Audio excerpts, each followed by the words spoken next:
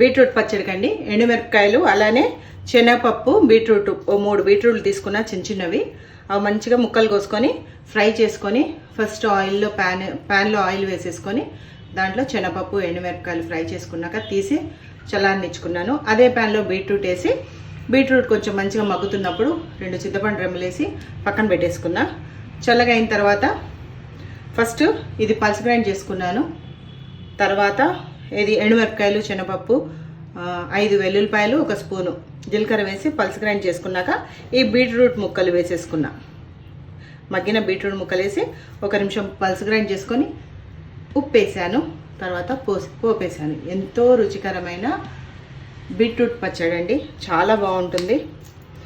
ప్రతి దానికి ఉన్నట్టు ఈ బీట్రూట్ కూడా నాకు గురువుగారు ఆవిడ ఫస్ట్ టైం తెచ్చినప్పుడు తిన్నాను, చాలా యమ్మీగా ఉండే టేస్టీగా. ఇప్పుడు నేను ట్రై చేశాను.